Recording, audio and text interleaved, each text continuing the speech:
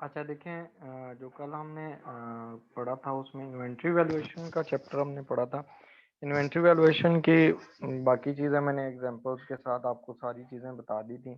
ठीक है, तो आज हम पढ़ते हैं इसको, आगे फर्दर प्रोसीड करते हैं कि हमारे पास इसकी कैलकुलेशंस और ये सारी चीज़ें आपने कैसे करनी है। सबसे पहले हम रिव्यू क्वेश्चंस करेंगे। अच्छा रज़ा, आपने कल मुझे एक क्वेश्चन कहा था करने के लिए, पहले वो मुझे बता दें। आपका था 7.6 क्वेश्चन था, रिव्यू क्वेश्चन 7.6। अच्छा मुस्कान और रज़ा, मैंने कल एक गूगल क्लासरूम में अपडेट किया था 7.6 का सॉल्यूशन, लेकिन मैं आपको यहाँ पर भी करवा देता हूँ, दोबारा वो क्वेश्चन करवा देता हूँ, ठीक है।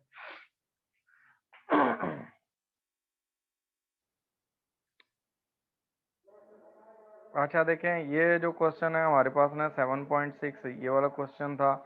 इसमें उसने कहा था कि आपने कैलकुलेशन करनी है, ठीक है। इसमें हमने कैलकुलेशंस करनी थी।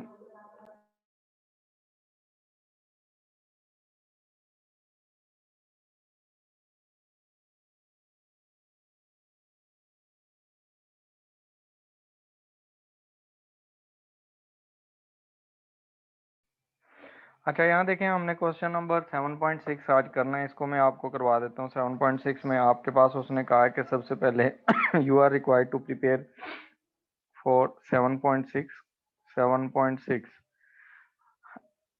For 7.6 is saying is requirement is prepare the adjusted cash book bank column only to incorporate the information above information and prepare the bank reconciliation statement। ठीक है, ये दोनों चीजें आपने प्रिपेयर करनी है। अब यहाँ पर देखें कि जो हमारे पास जो क्वेश्चन है 7.6, इसके लिए हमने पहले नंबर पर we are required to prepare updated cash book and then we are required to prepare BRS। ठीक है, अपडेटेड कैश बुक जो है डेबिट साइड, क्रेडिट साइड, ठीक है। अब यहाँ देखें, उसमें इंफॉर्मेशन हम पढ़ते जाते हैं और क्वेश्चन करते जाते हैं। 7.6 उसने कहा है कि on 30 June 2006 the bank column of the Allen March cash book showed a debit balance. देखें, उसने डेबिट बैलेंस दिया हुआ है, इसका मतलब है कि आपकी कैश बुक का बैलेंस ब्रॉड डाउन जो है वो आपके पास डेबिट है। वो कितने से है? 4100 से। And did not agree with the balance of 3730 as shown by the bank statement. Bank statement का बैलेंस उसने बताया हुआ है कि वो 3730 है, ठीक है। जो बैंक स्टेटमेंट का बैलेंस होता है, हमने जब बीआरएस बनानी है तो आगे एंड पे हमारे पास जो बैंक स्टेटमेंट है उसका बैलेंस आ जाएगा। बैंक स्टेटमेंट बैलेंस, जो बैंक स्टेटमेंट का बैलेंस है वो है आपके पास 3730। ठीक हो गया, ये दोनों बैलेंसेस आपने पुट कर देने। Later investigation reveal the following, ठीक है। उसमें पहली चीज है कि इन्वेस्टिगेशन की तो आपको पता चला कि bank charges amounting to 85 charge by the bank have not yet been entered in the cash book.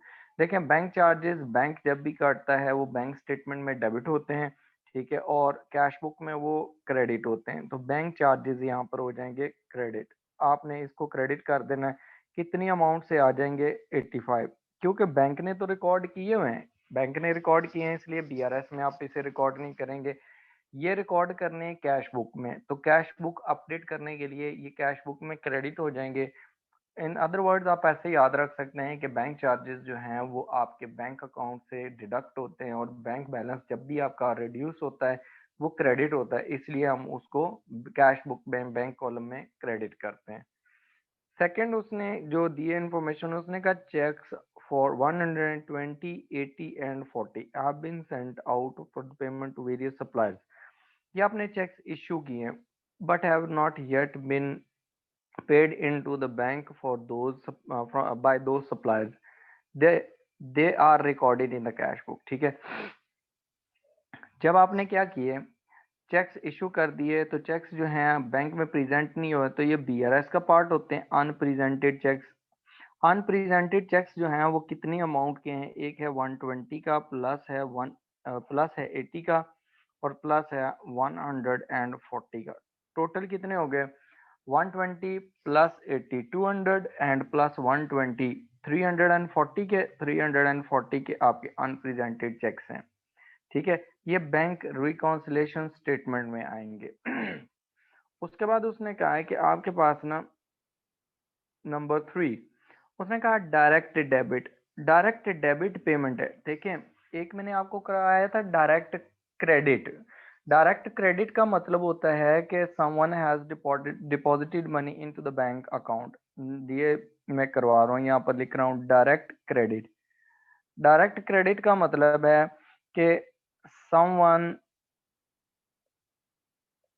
Has directly deposited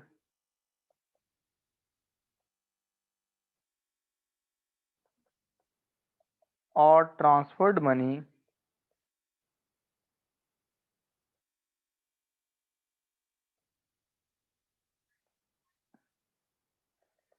into business account.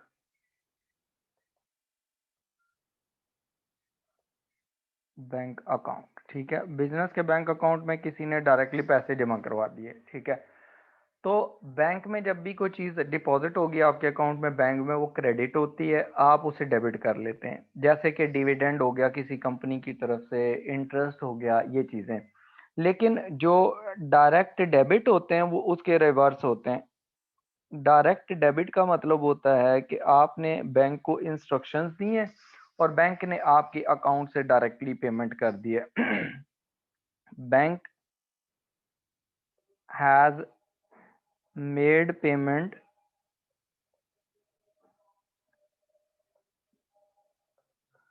From your bank account directly. आपके बिजनेस का जो आपका अकाउंट है उसमें से डायरेक्टली बिजनेस ने payment कर दी है। देखें, बैंक में कोई चीज़ अगर डेबिट हो रही है तो आपके अकाउंट में डेफिनेटली वो क्रेडिट होनी चाहिए।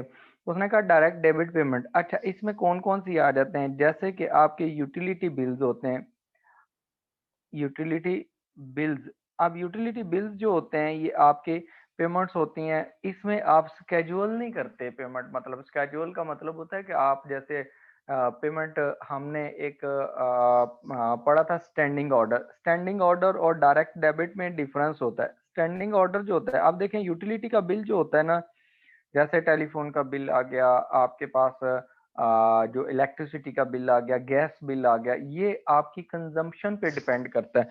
आपकी कंजम्पशन ज्यादा है तो बिल ज्यादा आएगा, कंजम्पशन कम है तो बिल कम आएगा। ठीक है, तो वो फिक्स अमाउंट नहीं होती। जबकि स्टैंडिंग ऑर्डर जो होता है ना, ये आपके स्पेसिफिक अमाउंट के लिए होता है। वो अमाउंट फिक्स होती है। तो बिजली का बिल तो आप फिक्स कर नहीं सकते, गैस का बिल आप फिक्स नहीं करते। ठीक है, वो डिपेंड करता है यूजेज पे। ये स्पेसिफिक अमाउंट होती है प्लस स्पेसिफिक डेट होती है।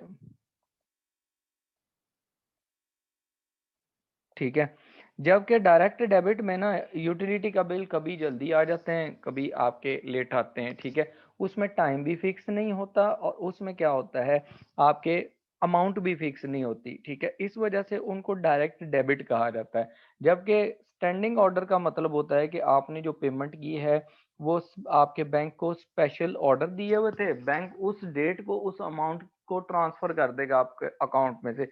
ये डिफरेंस होता है डायरेक्ट डेबिट में और स्टैंडिंग ऑर्डर में। लेकिन ट्रीटमेंट सेम ही होती है, क्योंकि बैंक जब आपके अकाउंट से कोई चीज डेबिट करता है आपके अकाउंट में, बैंक स्टेटमेंट में वहां डेबिट करेगा तो आप क्रेडिट करेंगे। तो जो डायरेक्ट डेबिट होते हैं वो आपकी कैश बुक में रिकॉर्ड होंगे। ठीक है, और अगर कोई डायरेक्ट क्रेडिट होंगे, ठीक है, डायरेक्ट क्रेडिट होते हैं तो वो आपकी कैश बुक में आके डेबिट हो जाते हैं। बैंक में क्रेडिट होते हैं, यहाँ पर आपके पास डेबिट हो जाते हैं। फिलहाल यहाँ पर कोई नहीं है, फिलहाल जितनी हमने ट्रांजैक्शन देखी है। तो आपके पास देखें, आपके पास जो यहाँ पर पेमेंट आई है जो डायरेक्ट डेबिट की, उसने कहा 75 की अमाउंट है। वो अभी तक बैंक में रिकॉर्ड है लेकिन कैश बुक में रिकॉर्ड नहीं है। तो इसका मतलब है कैश बुक की एरर है, कैश बुक में अभी रिकॉर्ड नहीं, तो कैश बुक को अपडेट कर लेंगे। उसके बाद उसने कहा फोर्थ में, उसने कहा on 30th June March lodged 350, this amount was recorded by the bank statement on 2nd July.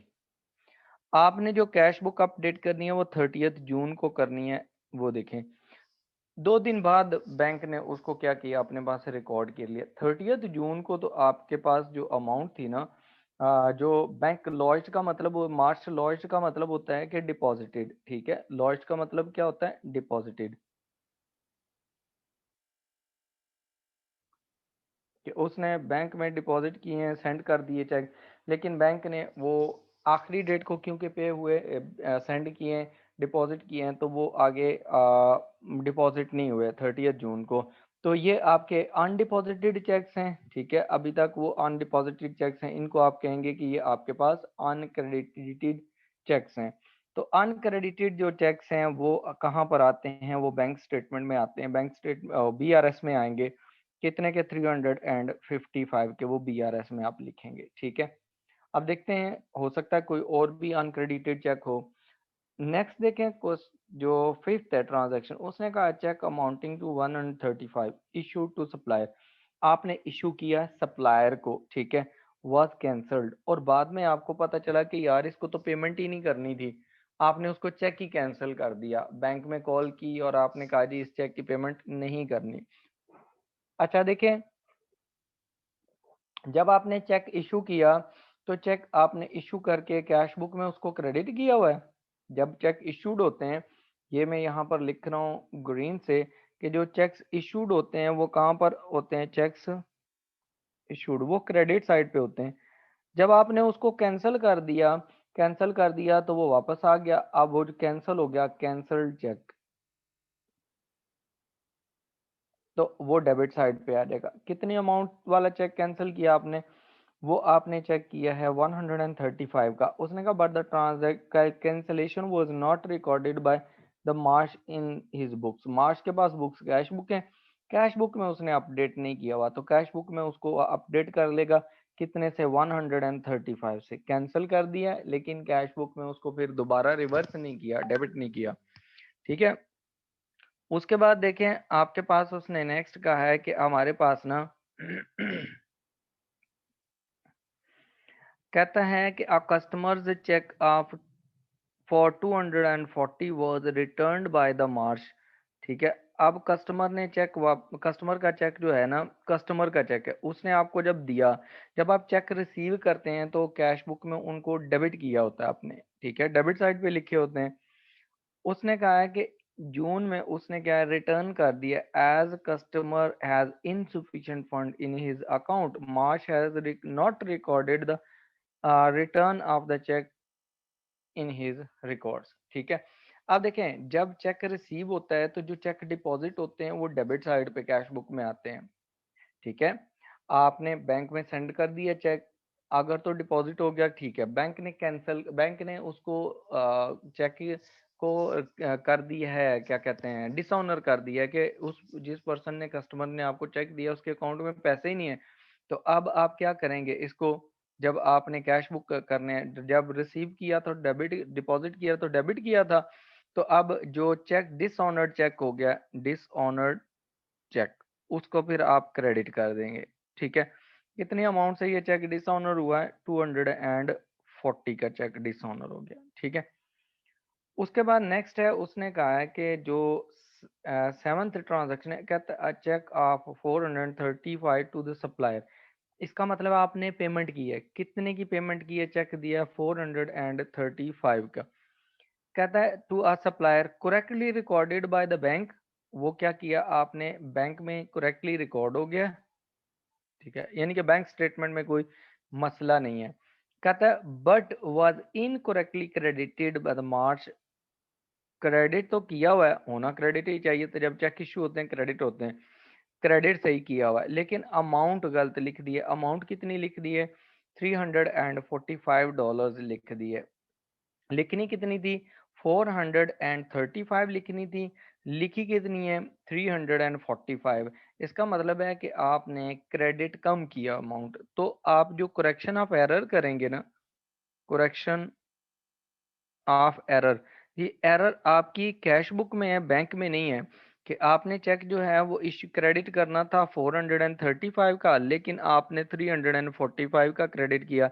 It means there is difference of $90, वो आप फर्दर क्रेडिट कर लेंगे। अब आप कैश बुक का ना नया बैलेंस निकालेंगे, अपडेटेड कैश बुक बैलेंस निकाल लेंगे। ठीक है, अपडेटेड जो कैश बुक बैलेंस है वो ज़रा चेक करें। आपके पास है 4100 प्लस आपके पास है 135। ये आपकी डेबिट साइड आपकी ग्रेटर है। डेबिट साइड का टोटल बन रहा है 4235। ठीक है, 4235। उसके बाद आप इसमें से क्रेडिट साइड माइनस कर लें। 85 आपने माइनस किया, माइनस आप 75 करेंगे, माइनस आप 240 करेंगे, और माइनस आप 90 करेंगे। तो आपके पास जो बैलेंस बच जाएगा वो बैलेंस आपका बैलेंस कैरी डाउन आएगा। ये न्यू बैलेंस है, बैलेंस कैरी डाउन। ये आ रहा है आपके पास 3745। ठीक है, अब ये क्या है, ये आपका डेबिट बैलेंस है। This is your debit balance of cash book. अब जब हम बीआरएस प्रीपेयर करेंगे तो बीआरएस में हम इसे क्या लिखेंगे, हमारे पास अपडेटेड कैश बुक बैलेंस है, अपडेटेड कैश बुक बैलेंस, ये डेबिट बैलेंस है।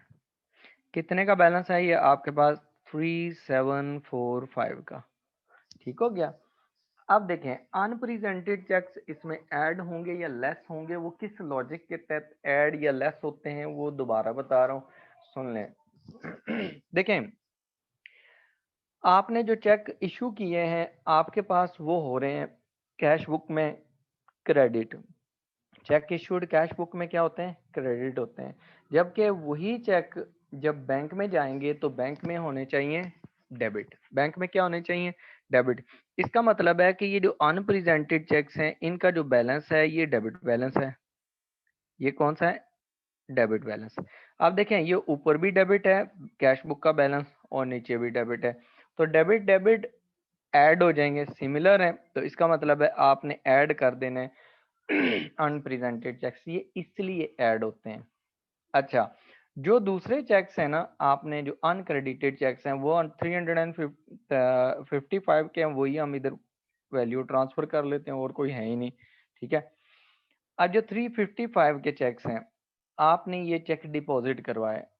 ठीक है, आपने क्या किया, चेक डिपॉजिट करवाए। आपने कैश बुक में उनको किया हुआ डेबिट। जब भी आप चेक डिपॉजिट करवाते हैं तो आपने जितने भी चेक डिपॉजिट करवाए होते हैं, डिपॉजिटेड चेक्स, वो डेबिट साइड पे आ रहे होते हैं, लेकिन बैंक स्टेटमेंट में वो क्रेडिट होने चाहिए। तो बैंक ने क्रेडिट नहीं किए तो बैंक इनको क्रेडिट करेगा। ठीक है, अब देखें, ये ऊपर कैश बुक जो है वो डेबिट है, और आपके पास जो अनक्रेडिटेड चेक्स हैं वो क्रेडिट हो रहे हैं। इसका मतलब है ये ऑपोजिट है, तो ये माइनस हो जाएंगे। ठीक है, साइन इसलिए माइनस का लगता है लॉजिकली। अब देखें, आपके पास जो बैलेंस है वो कितना आएगा वो निकालें, जरा कैलकुलेशंस करें। ठीक है, और देखें क्या 3730 का बैलेंस आ रहा है इनके पास। ठीक है, अब आपके पास है 3745 का बैलेंस है। ठीक है, और उसमें आप 340 ऐड करेंगे और 355 लेस करेंगे, तो आपके पास जो बैंक स्टेटमेंट का बैलेंस आएगा वो आपके पास क्रेडिट बैलेंस आता है, क्योंकि आपके पास अगर डेबिट है तो बैंक के पास क्रेडिट बैलेंस होता है। देखें, ये समझ आ गई है, इसमें कोई मसला।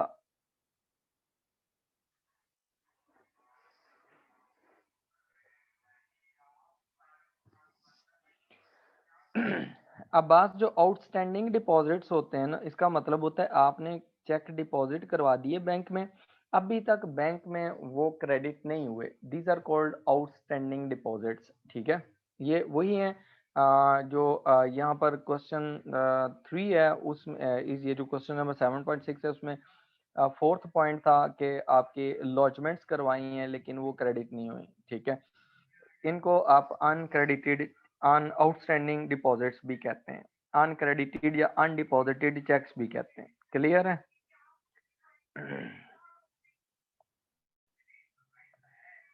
Okay, welcome. ठीक है, ये देख लें आप लोगों को, चलें इसके समझ आ गई। अब हम करते हैं मटेरियल के क्वेश्चन। ठीक है, मटेरियल के क्वेश्चन में हम देखते हैं कि हमारे पास ना वेलकम अब्बास, अच्छा उसमें देखें जो हमारे पास नेक्स्ट है वो हम करते हैं यहाँ पर मटेरियल वाले रिव्यू क्वेश्चंस है। अच्छा रिव्यू क्वेश्चंस में ना पहला क्वेश्चन देखें वो कहता है कि हमारे पास ना 6.1 6.1 में उसकी रिक्वायरमेंट देखें, उसने कहा है कि you are required to calculate in requirement a calculate value of the closing inventory at 31st March 2008 under FIFO method. ठीक है। ऑफ इन्वेंट्री वैल्यूएशन देखें, हमने कल जो मेथड्स पढ़े थे ना उसमें मैंने आपको बताया था कि जो हमारे पास एवको मेथड होता है एक कॉन्टिन्यूस होता है और एक पीरियोडिक होता है, दो मेथड्स बताए थे। ठीक है। इसी तरह आपके पास जो हमने वो कॉस्ट कार्ड बनाया था ना इसमें जो रिकॉर्ड हो रही थी जिसमें इन्वेंट्री का अब उसमें क्या होता था कि हम परपेचुअली उसको रिकॉर्ड करते थे। परपेचुअली का मतलब कॉन्टिन्यूसली कि जो भी ट्रांजैक्शन हुई है फौरन हम उसको रिकॉर्ड कर लेते थे, रिकॉर्ड अपडेट कर लेते थे। पीरियोडिक में क्या होता था, एंड पे जाके करते थे। इस क्वेश्चन में उसने नहीं बताया कि कौन सा है, लेकिन क्वेश्चन में वो क्लियरली मेंशन करेगा एग्जाम में कि कौन सा मेथड यूज करना आपने। ठीक है। अच्छा जो हमारे पास ये मेथड था ना कल हमने जो किया था, यहाँ देखें आपको, ये जिसको हम कॉन्टिन्यूस कहते हैं ये हमारे पास परपेचुअल मेथड होता है, इसको परपेचुअल भी कहते हैं, परपेचुअल। ठीक है। Perpetual inventory costing system. ठीक है। परपेचुअल क्यों कहते हैं कि हम कॉन्टिन्यूसली उसको रिकॉर्ड और अपडेट करते रहते हैं रिकॉर्ड्स को। इसी तरह जो हमारे पास ये जो फाइफो का मेथड मैंने पढ़ाया था इसमें भी ये जो कॉस्ट कार्ड बनाया हुआ था ना इन्वेंट्री का, ठीक है, ये जो है ये भी परपेचुअल इन्वेंट्री सिस्टम है, ये भी क्या है, परपेचुअल है। जो हमारे पास होता था ना पीरियोडिक, ये वाला, ये हमारे पास आता है, ये परपेचुअल पढ़ाया था मैंने आपको, मैं आपको और पीरियोडिक पढ़ाया था। ठीक है।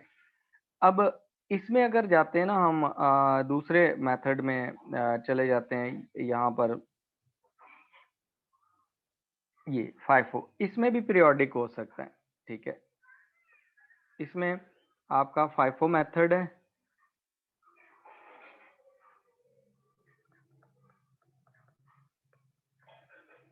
लेकिन ये पीरियोडिक कर लेते हैं। आपने जब क्वेश्चंस करने ना एमसीक्यूज तो आपने ये वाला मेथड यूज करना है। ठीक है। एमसीक्यूज करते हुए अगर आपको वो कार्ड आ जाता है पूरा बनाना पेपर में तो आप उस तरह बनाएंगे जैसे ये मैंने सामने बनाया हुआ। इसी क्वेश्चन को हम लेते हैं, हम पीरियोडिक मेथड यहाँ पर यूज अप्लाई करते हैं। ठीक है। अब देखें पीरियोडिक कैसे अप्लाई करेंगे। सबसे पहले तो आपके पास आपने देखना है कि आपके पास ना क्लोजिंग स्टॉक कितना है। Find out the closing stock. Closing stock आप जैसे फाइंड आउट करेंगे वो कैसे आप फाइंड आउट करते हैं, ये फाइंड आउट करना है सबसे पहले। वो आपको कहता है कि you are required to find out the value of the closing stock, normally ये मांग लेता है। तो जब क्लोजिंग स्टॉक की वैल्यू फाइंड आउट करनी है तो जो आपके पास ये वाला मेथड होता है इसमें आप क्या करते हैं, आप क्लोजिंग स्टॉक फाइंड करते हैं। उसको फाइंड आउट करने के लिए क्या होता है, equation sales is equal to opening stock आपके पास था प्लस आपने परचेजेस की और माइनस आपके पास क्लोजिंग स्टॉक आ गया। तो आपके पास इस तरह फाइंड आउट हो जाता है कि आपका मिसिंग फिगर क्लोजिंग स्टॉक कितना है। आप देखें अगर हम देखते हैं ना यहाँ पर सेल्स वाला कॉलम जो हमने यहाँ पर ना सेल की हुई थी, ये सेकंड कॉलम था सेल्स वाला। अब इसमें क्या किया था, हमारे पास जो सेल्स आ रही थी यूनिट्स में वो 220 यूनिट्स थे, जो हम यहाँ पुट कर लेते हैं। और हमारे पास उसमें अगर ये जैसे हमने ये कैलकुलेशन नहीं की हुई, ठीक है, हमारे पास ऊपर से डाटा देखें ना अगर, तो ओपनिंग स्टॉक आपके पास था 100 यूनिट्स का। ठीक है। फिर आपने परचेजेस की हैं 100 यूनिट्स की। फिर आपने जो सेल्स की हुई है, सेल्स अगर आप यहाँ से देख लेना ऊपर जो क्वेश्चन है, फॉर एग्जांपल आपको ये डाटा क्वेश्चन में सीधा गिवन है, तो आपके पास सेल्स हैं 120 की और आपके पास सेल्स हैं 100 की। तो आपके पास 220 की ये सेल्स हो गई। आपके पास परचेजेस कितनी, एक परचेजेस 100 की है, दूसरी परचेजेस भी 100 की हैं, ये भी आपने परचेज किया। Now you can find out the closing stock. ठीक है। क्लोजिंग स्टॉक इक्वेशन को सॉल्व करके निकाल लेंगे। आप देखें इक्वेशन को सॉल्व करेंगे तो ये 300 हमारे पास इस साइड पे ऐड हो रहा है, दूसरी साइड पे माइनस हो जाएगा, तो 220 minus 300 would be equal to closing stock. तो क्लोजिंग स्टॉक आपके पास कितना आ गया, 80 का, 80 यूनिट्स का।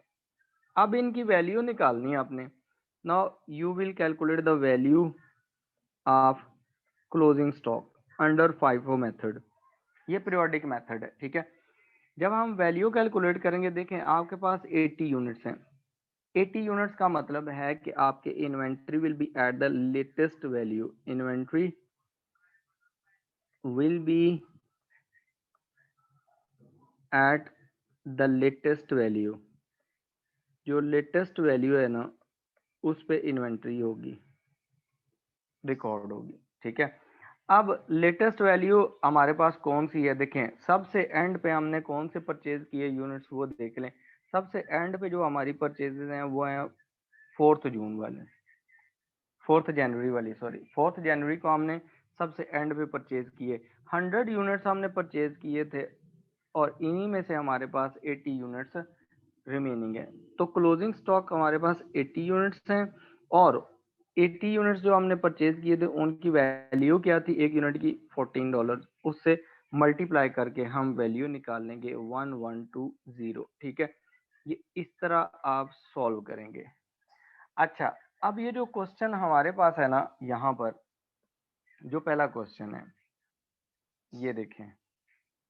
अब पहले क्वेश्चन में ना उसने आपको कहा है रिक्वायरमेंट ए में, रिव्यू क्वेश्चन में, कि you are required to calculate the value of the inventory at 31 March 2008। And पे ये क्लोजिंग डेट है, ये स्टार्ट की डेट 1 जनवरी है। उसने कहा है कि इस डेट को जो आपके पास अनसोल्ड गुड्स हैं उनकी आपने कैलकुलेशन करनी है अंडर फाइफो मेथड और अंडर इन्वेंट्री वैल्यूएशन मेथड, दूसरे फाइफो के तहत। अब इसमें दोनों मेथड आप यूज करेंगे, पीरियोडिक भी और कॉन्टिन्यूस भी, यानी कि परपेचुअल, ठीक है। पहले हम कैलकुलेशन कर लेते हैं। फाइफो मेथड में ए रिक्वायरमेंट है, फाइफो मेथड है और पीरियोडिक मेथड है,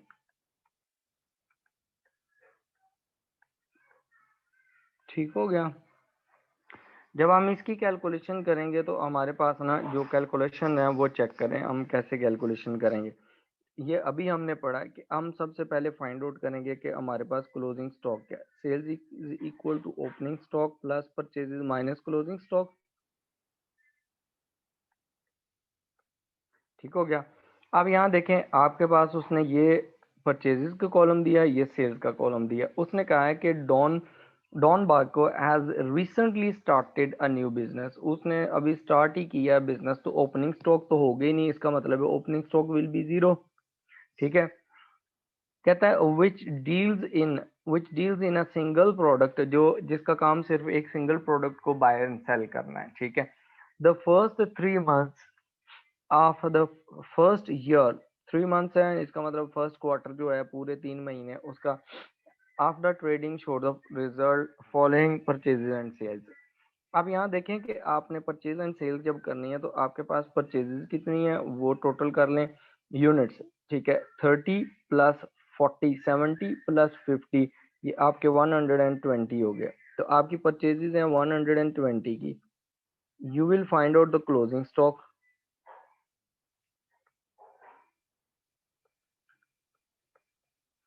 एंड सेल्स। सेल्स आपको यहाँ कैलकुलेट करनी पड़ेगी।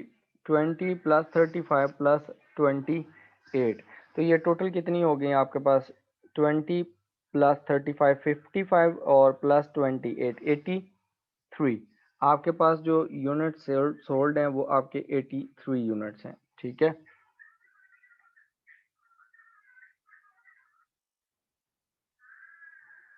ठीक हो गया।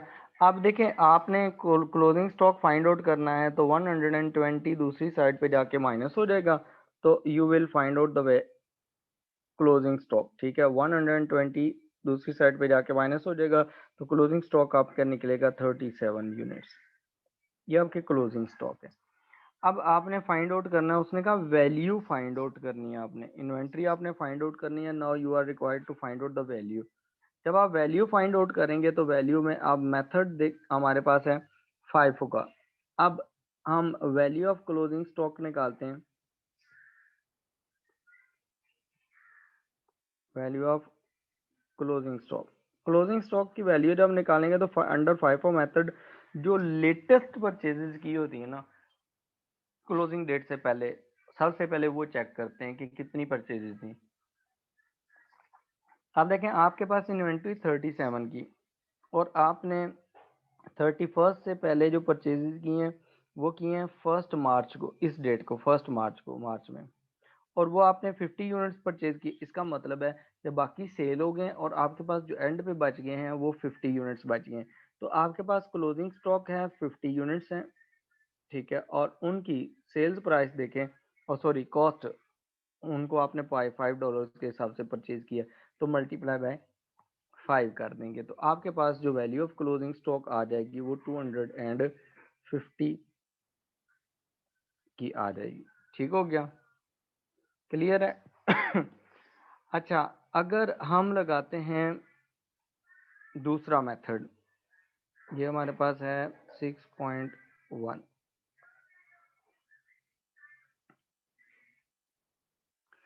सेकंड जो है हमारे पास ना वो बी है, उसमें पीरियोडिक लगाते हैं, आपको मेथड है और उसमें आपने पीरियोडिक आगे मेथड लगाना है, आपको पीरियोडिक मेथड। इसमें हम क्या करते हैं, सबसे पहले तो हम value cost per unit calculate कर लेंगे कि हमारे पास कॉस्ट पर यूनिट कितनी, एवरेज कॉस्ट। एवरेज कॉस्ट जब निकालेंगे तो हमारे पास, हमने कहा था, मैंने आपको बताया था कि ओपनिंग स्टॉक आपने अगर यूनिट्स में कंसीडर करना है तो ऊपर ओपनिंग स्टॉक की वैल्यू आपने डॉलर्स में लिख लेनी है, प्लस सेकंड ये मैंने कहा था कि अगर आपने परचेजेस करनी है तो परचेजेस जो यूनिट्स में होंगी वो आपकी डिनोमिनेटर में आ जाएंगी और परचेजेस की जो वैल्यू होगी वो न्यूमरेटर में आ जाएगी इन डॉलर्स। ठीक है, ये आपके पास आ जाएगी एवरेज। ठीक हो गया। अब यहाँ देखें, जब आप एवरेज कैलकुलेट कर लेते हैं ठीक है, अब कैलकुलेशंस हम कर लेते हैं। कैलकुलेशन में देखें, आपने पहली इन्वेंट्री परचेज की है 30 यूनिट्स की और उसकी प्राइस थी 30, मींस टोटल आपने $90 पे किए, प्लस ओपनिंग स्टॉक तो है ही नहीं, ओपनिंग स्टॉक था ही जीरो। ठीक है, ओपनिंग स्टॉक क्या था, जीरो, यूनिट्स भी जीरो, तो ऊपर से वैल्यू भी जीरो। उसके बाद आपने 40 यूनिट्स परचेज किए फर्दर और हर एक की प्राइस थी $4, तो 160 की प्राइस आ गई। फिर आपने उसके बाद परचेज किए लास्ट में, वो आपने 50 यूनिट्स परचेज किए और आपके पास जो उसकी वैल्यू थी वो थी $5 पर यूनिट के हिसाब से, तो आपके पास हो गया 250। ठीक है, अब आपके पास टोटल कितने होगी वैल्यू, 90 प्लस 160, 250 प्लस 250, तो टोटल आपके पास हो गया 500 डिवाइडेड बाय आपके यूनिट्स कितने हैं, आपके यूनिट्स हैं 30 प्लस 70 प्लस 50, तो टोटल आपके पास परचेजेस होगी 120 की। इसका मतलब है कि आप 500 डिवाइडेड बाय 120 करेंगे तो आपके पास कॉस्ट पर यूनिट निकल आएगी, डिवाइडेड बाय आप करेंगे 120, तो आपके पास कॉस्ट पर यूनिट निकल आई है 4.17। ठीक है, 16 है तो हम उसको राउंड ऑफ कर लेंगे तो ये हमारे पास 4.17 बन जाएगी। ठीक है, ये आपके पास पर यूनिट निकल आई है वैल्यू। अच्छा, अब हमने निकालनी है टोटल वैल्यू। ठीक है, क्लोजिंग स्टॉक की वैल्यू ऑफ क्लोजिंग स्टॉक की वैल्यू निकालेंगे। क्लोजिंग स्टॉक की जब वैल्यू निकालें तो क्लोजिंग स्टॉक हमारे पास कितना बच जाता है, हमने कितने यूनिट सेल किए, 37 यूनिट्स हमारे पास एट द एंड बच गए। ठीक है, और एक यूनिट की प्राइस है, हमारे पास कॉस्ट है 4.17। ठीक है, तो 37 मल्टीप्लाई बाय 4.17, तो ये आपकी $154 की आपकी वैल्यू आ जाएगी। ठीक हो गया। एवको के तहत देखें वैल्यू हाई है, वो आ रही क्लोजिंग स्टॉक की वैल्यू 250, क्योंकि उसमें आप लेटेस्ट जो इन्वेंट्री होती है, वो लेटेस्ट जो हाई वैल्यू यूनिट्स होते हैं वो इन्वेंट्री में पड़े होते हैं, और जो पुराने होते हैं लो कॉस्ट वाले वो इशू हो जाते हैं प्रोडक्शन को। ठीक है, क्लियर है वो, यानी कि आपने सेल कर दी या प्रोडक्शन को इशू कर दिए, दोनों हो सकते हैं। यहाँ तक क्लियर है, इसमें कोई कंफ्यूजन यहाँ पर?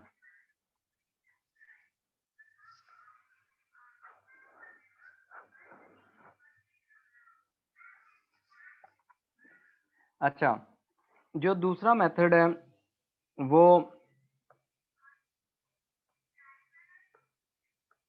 जो सेकंड मेथड है उसमें देखें जो हमारे पास ना मेथड आता है कॉन्टिन्यूस मेथड। कॉन्टिन्यूस मेथड जो जब आप कैलकुलेशन करते हैं ना कॉन्टिन्यूस मेथड के मुताबिक, तो या परपेचुअल इन्वेंट्री सिस्टम, तो वो आप यहाँ पर कैलकुलेशंस कर लेंगे। ये वो तो वो ज़रा इजी हो है, तो लेकिन मैं कर देता हूँ यहाँ पर एक क्वेश्चन के लिए। ठीक है, आपका फाइफो मेथड है और परपेचुअल इन्वेंट्री सिस्टम है। ठीक है, डेट लिखेंगे हम लोग, परचेज का डाटा लिखेंगे, सेल का डाटा लिखेंगे और बैलेंस लिखेंगे। डेट, परचेज, सेल और बैलेंस। ठीक है, अब इसमें देखें जब डाटा हम पुट करेंगे तो डाटा हमने कैसे पुट करना है। सबसे पहले ना आप देखें कि आपके पास ना जब आपका बिजनेस स्टार्ट हुआ 1 जनवरी को, उस टाइम आपके पास कितना डाटा पड़ा हुआ था और इन्वेंट्री थी। क्वेश्चन है कि नया बिजनेस स्टार्ट किया तो इसका मतलब है कि आपके पास कोई परचेज नहीं हुई थी, आपने परचेज किए हैं जनवरी में।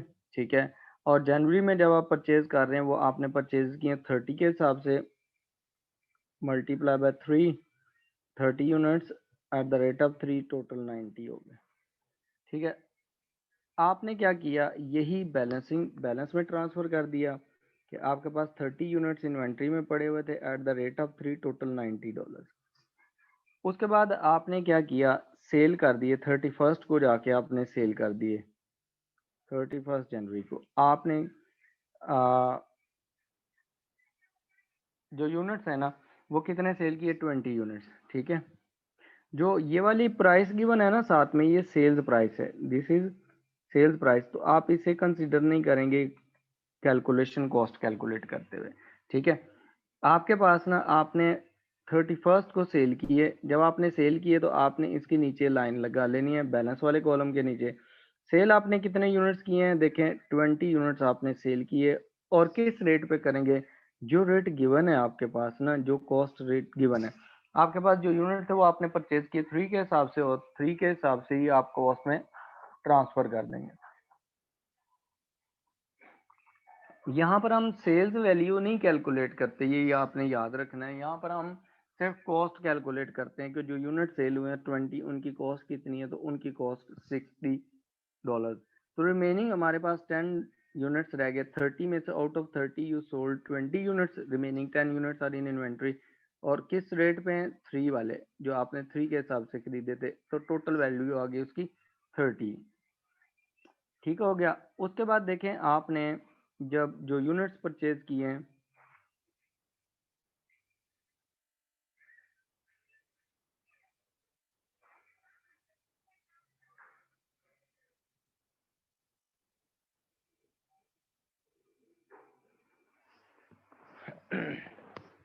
अच्छा क्वेश्चन है यहाँ पर ना, जो मुर्तज़ा है, मुर्तज़ा आपका क्वेश्चन है, मुर्तज़ा नवीद का, कि फाइफो जो पीरियोडिक मेथड है उसमें जो क्लोजिंग स्टॉक की वैल्यू कैसे निकाली है। ठीक है, मैं दोबारा रिपीट कर देता हूँ, आप सुन लें।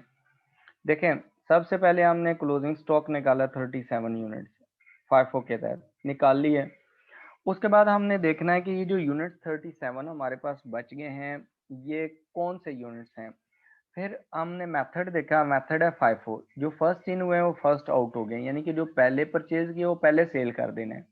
तो इसका मतलब है कि आपके पास जो एंड पे इन्वेंट्री बचती है वो बचती है जो सबसे एंड पे आपने परचेज की है।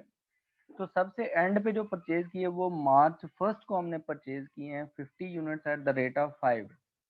तो इसका मतलब है 50 यूनिट्स परचेज किए थे, 13 उनमें से भी सेल हो चुके हैं, ठीक है। तो रिमेनिंग 37 जो यूनिट्स बचे हैं उनकी जो कॉस्ट होगी वो सबसे एंड पे जो परचेज की हुई वो वाली कॉस्ट होगी। तो वो कितने हैं, 5 के हिसाब से आपने परचेज किए, इसलिए उसको मल्टीप्लाई किया हमने 5 से, ठीक है। उसके बाद नाइला रजाक, आपका भी यही क्वेश्चन था, ये मैंने बताया 5 से क्यों मल्टीप्लाई किया। मल्टीप्लाई इसलिए किया है कि आपने सबसे एंड पे ये इन्वेंट्री परचेज की थी $50, 50 यूनिट्स परचेज किए थे $5 के हिसाब से। तो जो 50 आपने 5 के हिसाब से परचेज किए थे उसमें से सिर्फ 37 रह गए हैं जो क्लोजिंग स्टॉक है। अगर ये होता ना क्वेश्चन थोड़ा सा डिफरेंट, उसको थोड़ा सा चेंज कर लेता हूं मैं, कि आपकी इन्वेंट्री फॉर एग्जांपल 60 यूनिट्स रह जाती, कितने यूनिट्स रह जाती, 60 यूनिट्स। तो उसमें क्या होना था, सबसे एंड पे आपने परचेज किए 50 यूनिट्स, वो कहिए 5 के हिसाब से, तो आप उसको 5 के हिसाब से मल्टीप्लाई करके चार्ज कर लेते, कैलकुलेट वैल्यू, लेकिन वो 50 यूनिट्स की वैल्यू थी। रिमेनिंग 10 यूनिट्स जो है वो उससे पहले जो परचेज की हुई है उसमें से होंगे, ठीक है। अगर मैं यहाँ पर सपोज करता हूँ,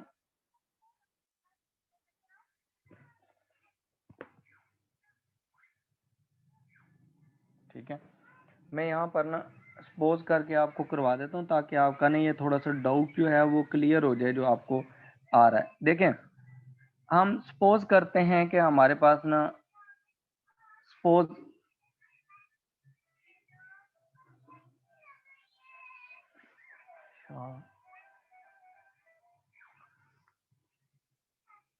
closing stock in units is equal to 60 units.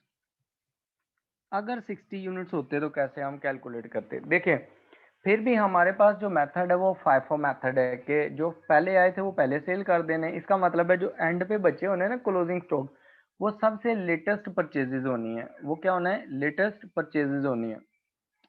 तो अब हमने इनको कैसे ट्रीट करना है 60 का। अब ये जो 60 यूनिट्स है सबसे एंड पे हमारे पास जो परचेज हुए हैं वो 1 मार्च को परचेज हुए हैं 50 यूनिट्स, ठीक है। इसका मतलब है कि सबसे एंड पे आपके पास 50 यूनिट्स वो पड़े हुए हैं जो आपने एंड पे परचेज किए हैं, और उनकी कॉस्ट आपने पे की थी $5 के हिसाब से, ये हो गए 250, एक ये पड़े हुए हैं। तो 10 यूनिट्स जो हैं वो आपके पास अभी कौन से पड़े हुए हैं, जो उससे पहले परचेज किए हैं। तो 1 मार्च से पहले जो आपने परचेज किए हैं वो 1 फेब को परचेज किए हैं। 1 फेब को जो परचेज किए हैं वो आपने कितने पर यूनिट्स परचेज किए थे, 40, 10 अभी उसमें से भी बाकी हैं, और उनकी प्राइस क्या है 4।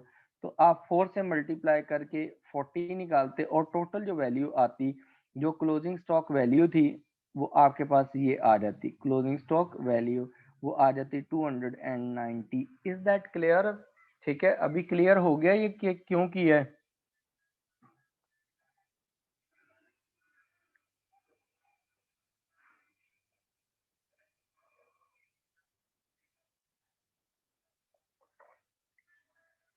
अब्बास, मेथड कोई भी रहे, यूनिट्स क्लोजिंग स्टॉक 37 ही रहेंगे। ये जो मैंने ऊपर ब्लू में लिखा हुआ है वो मैंने लिखा हुआ है कि I have suppose this situation, ठीक है, कि अगर ऐसा होता तो फिर आपने कैलकुलेशन कैसे करनी थी, ठीक है।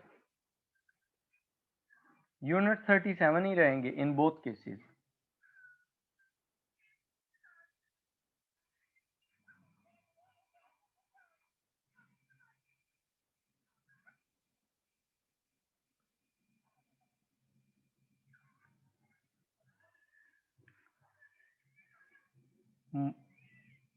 अच्छा, ये वाले जो आप मुर्तजा यहाँ पर कंफ्यूज हो रहे हैं, इसको ये वाले इस वैल्यू पे ये 37 यूनिट्स हैं, ठीक है।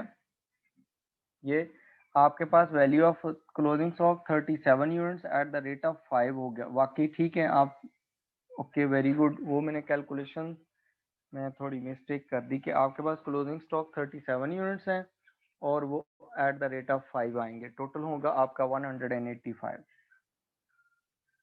ठीक हो गया, ठीक है। वो दोनों केसेस में यूनिट्स सेम रहते हैं क्लोजिंग स्टॉक के, वो मैंने कैलकुलेशन लिखते हुए ऐसे कर दिए, ठीक है।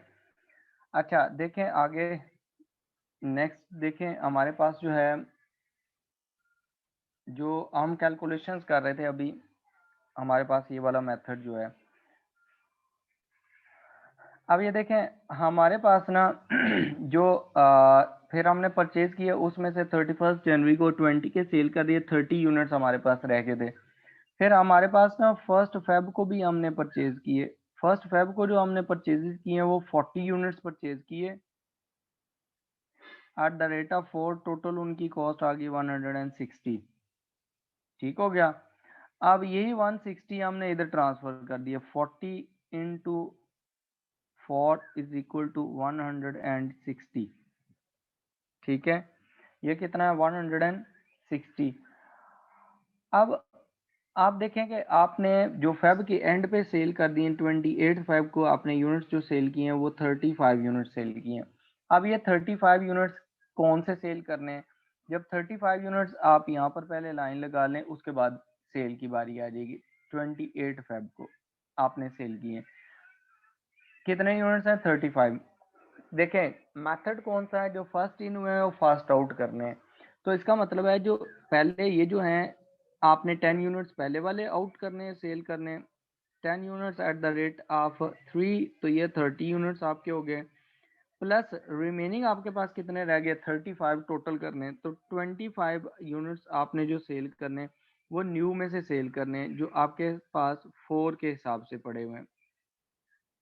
ठीक है, तो आपके पास इनकी वैल्यू कितनी आ जाएगी? ये टोटल ये 100 के आपके पास यूनिट्स जो आपने सेल कर दिए। ठीक हो गया। 25 यूनिट्स आपने सेल किए हैं। कौन से? जो आपने बाद में परचेज किए 1 फेब को। पुराने यूनिट्स जो पड़े हुए थे वो पहले आपने सेल कर दिए 10। अब रिमेनिंग कितने बच गए आपके पास? 40 में से 10 जो है वो सारे सेल हो गए, 40 में से 25 सेल हो गए, तो बाकी बच गए आपके पास 15 यूनिट। ठीक है, 15 यूनिट्स की वैल्यू जो होगी वो आपके पास आ गई, मल्टीप्लाई बाय 4 करेंगे तो 60 यूनिट, $60 आ गई। ठीक है, अब आपने क्या करना है इसके बाद? अब आप देखें कि आपने उसके बाद ना 1 मार्च को परचेज किया 50 यूनिट्स के। ठीक है, 1 मार्च।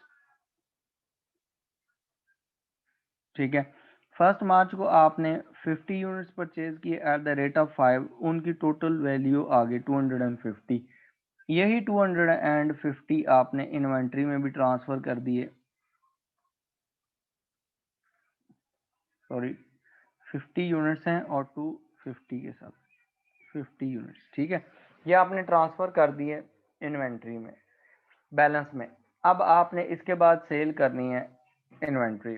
जब आप सेल करने के लिए गए 31 मार्च को, तो 31 मार्च को आपने सेल किए, कितने यूनिट सेल कर रहे हैं?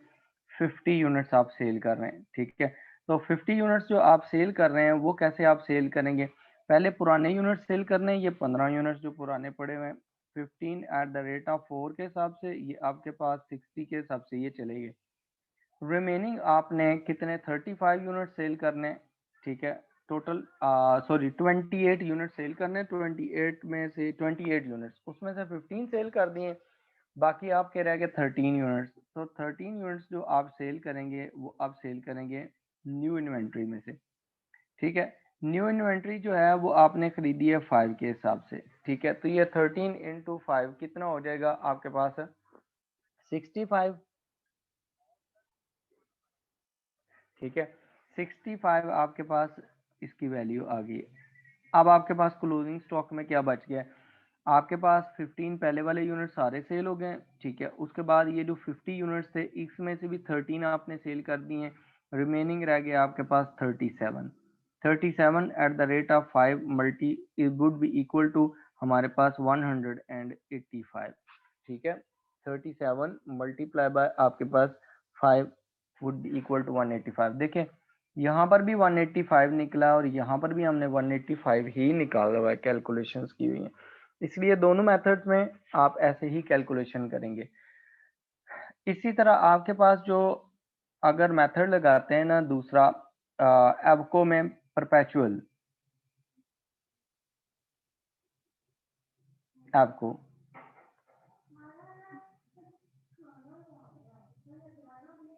परपेचुअल मेथड, परपेचुअल मेथड जो एबको में है वो देखें वो आप कैसे अप्लाई करेंगे।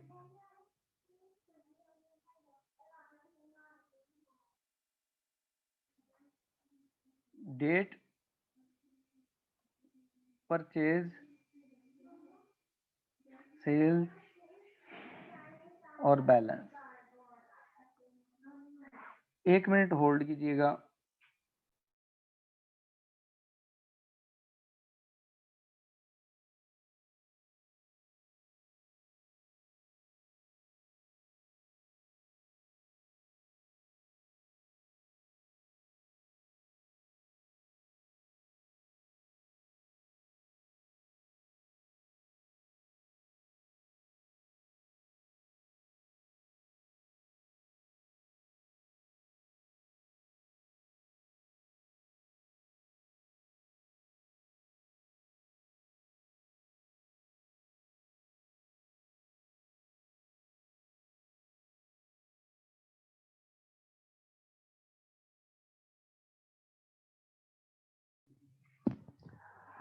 अच्छा देखें, जो हम एवको के तहत परपेचुअल जो सिस्टम लगाते हैं उसमें हम कैसे कैलकुलेशंस करेंगे। सबसे पहले तो आप यहाँ देखें कि आपके पास ओपनिंग इन्वेंट्री कितनी है। जो हमारे पास डाटा, हमारे पास ना ओपनिंग इन्वेंट्री है ही नहीं।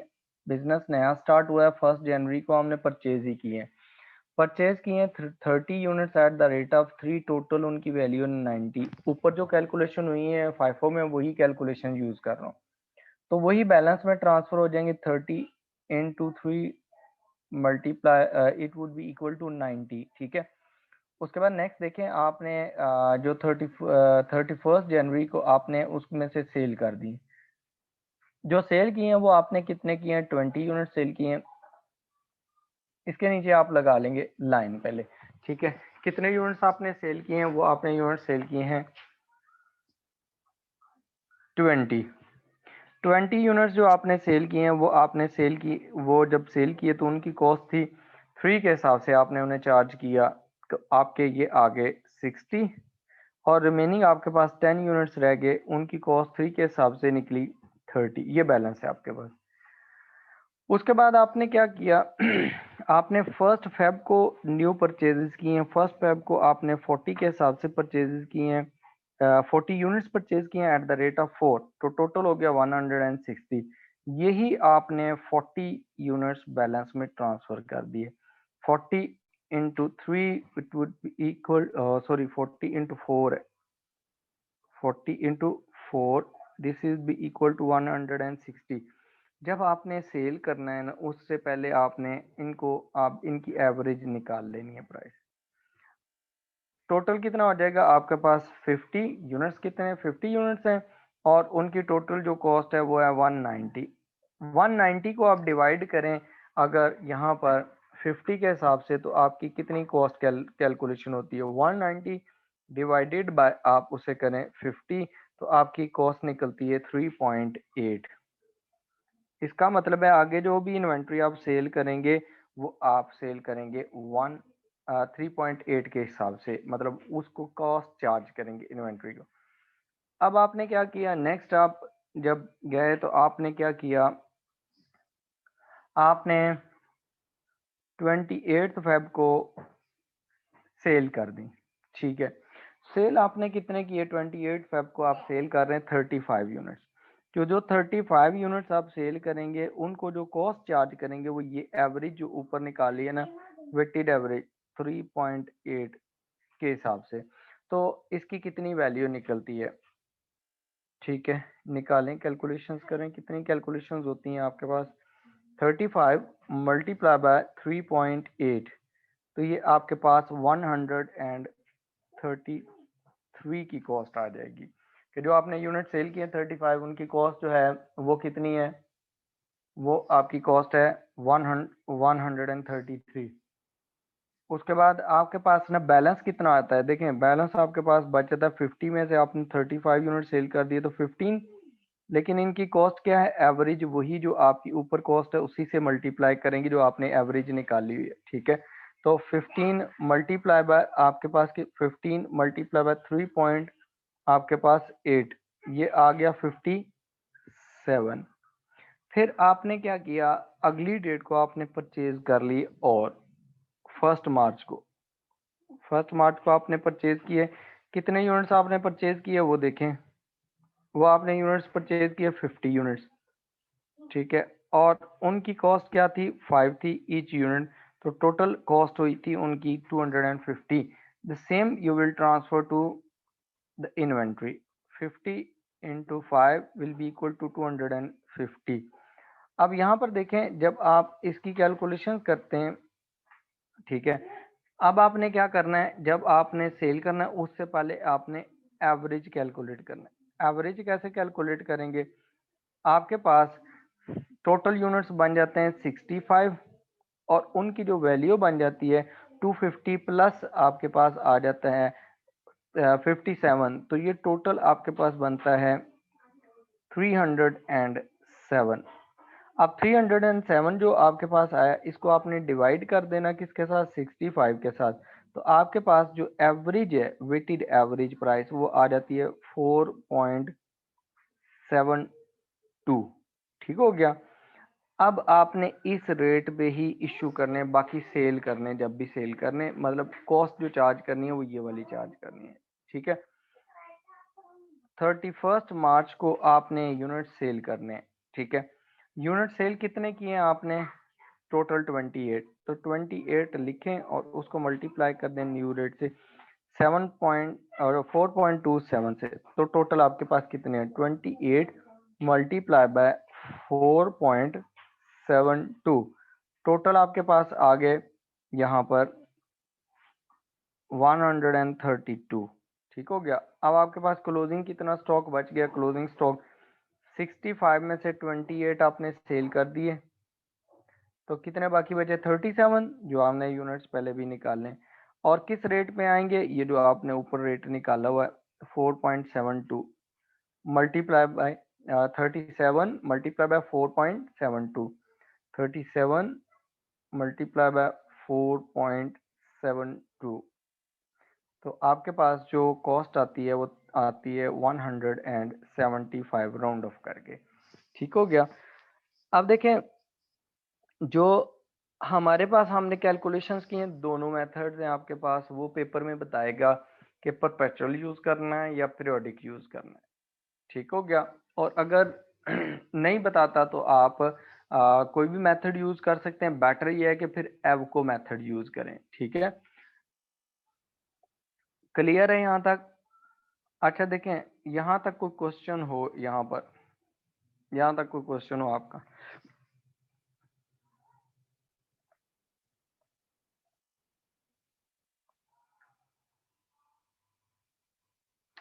हाँ अब्बास, वो मैंने कैलकुलेशंस ठीक कर दी हैं वहाँ पर ना, जो आपने बताया। ओके, मुस्कान क्लियर है, अब्बास और बाकी लोग क्लियर है ये यहाँ तक टॉपिक। अच्छा देखें, अब आपने इसके जितने अगले क्वेश्चंस हैं वो सिमिलर क्वेश्चंस हैं, इसी तरह के क्वेश्चंस हैं जैसे हमने ये क्वेश्चन किया, ठीक है। उसमें मध्य answer kindly repeat how to calculate average. चले मैं एवरेज का बता देता हूँ मदिहा की कैसे कैलकुलेट करनी है, सुन लें। ये मैं इस समय कैलकुलेशन भी कर देता हूँ। देखें ये जो एवरेज कैलकुलेट की हुई है ना, ये हमने कैसे कैलकुलेट की हुई है,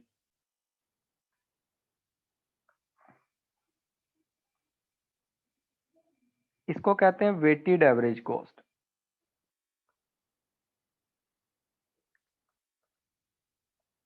पर यूनिट, ठीक है। ये हमने कैसे कैलकुलेट की है कि हमने टोटल लिया ये वाली वैल्यू 190 की, आपकी टोटल वैल्यू दोनों ओपनिंग जो पुराना स्टॉक बचा हुआ था प्लस न्यू परचेजेस की है, उनकी टोटल वैल्यू आ रही है $190 की, ठीक है। और पुराना जो स्टॉक हमारे पास अवेलेबल था प्लस न्यू परचेज की है वो टोटल बनती है हमारे पास 50, तो हम उसको 50 यूनिट्स के साथ डिवाइड कर देते हैं, ठीक है। तो हमारे पास एवरेज कॉस्ट आ जाती है, ये बनती है 3.8 per unit. This is called weighted average cost. Weighted average cost क्यों कहते हैं कि हम ये वाले वेट्स यूज कर रहे हैं जिनको हम यूनिट्स कहते हैं इधर, और कॉस्ट को भी हम टोटल करके कंसीडर कर रहे हैं, ठीक है।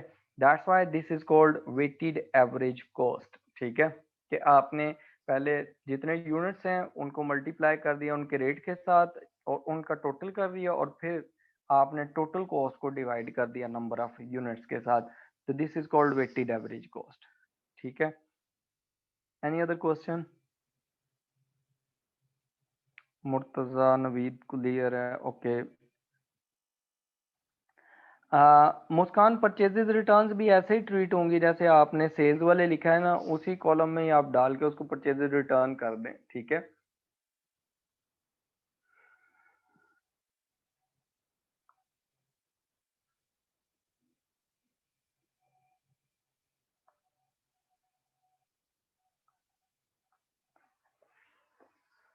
उसका सलूशन भी मैं आप लोगों को अपडेट कर दूंगा। ये जो आप अगले से क्वेश्चंस हैं, जो आपको प्रॉब्लम होगी वो मुझे आपने कल बता देना। अच्छा, अब एक और क्वेश्चन करते हैं जो थोड़ा डिफरेंट है। आपको इस तरह का क्वेश्चन भी आता है, बाकी तो क्वेश्चन 6.4 तक तकरीबन एक जैसे हैं। अब जो 6.5 क्वेश्चन है ना, ये करते हैं, ये क्वेश्चन जरा डिफरेंट है। आपको ये क्वेश्चन करवाता हूँ मैं पहले, ठीक है।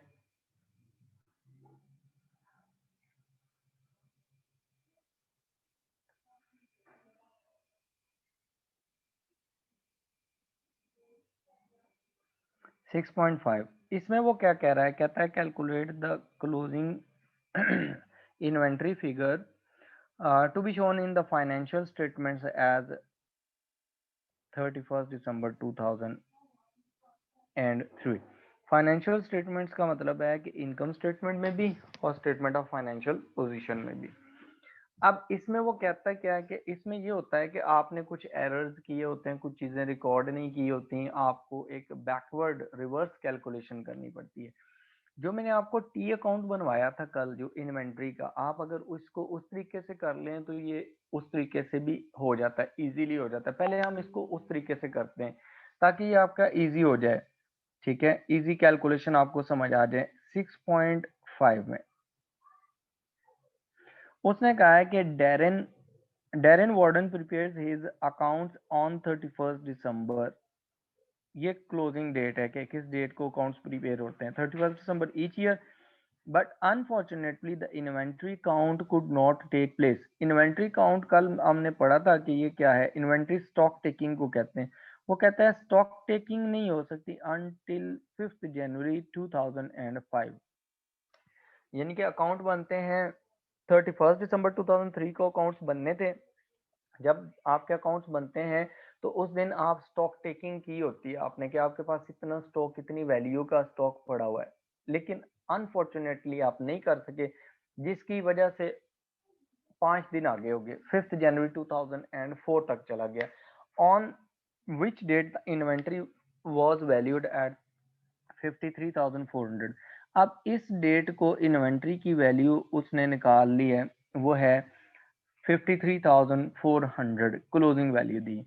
कहता है subsequent investigations showed that the during the period from 1st January to 5th sorry 1st January to 5th January 2004, 5 दिन है। कहता है the following transactions took place, ठीक है। अब यहाँ देखें, आपको अगर इस तरह का क्वेश्चन आए तो आपने इन्वेंट्री अकाउंट प्रिपेयर कर लेना है। इन्वेंट्री आपके पास एसेट होता है। इन्वेंट्री क्या होता है?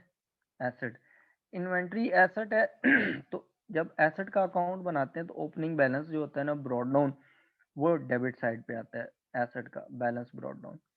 और यही हमने फाइंड आउट करना है, क्योंकि उसने कहा है कि पिछले साल 31 दिसंबर को जो बैलेंस आया होना है हमारे पास, 31 दिसंबर 2003 को, वही हमारे पास ओपनिंग बैलेंस आया होना है 1 जनवरी 2004 को, ठीक है।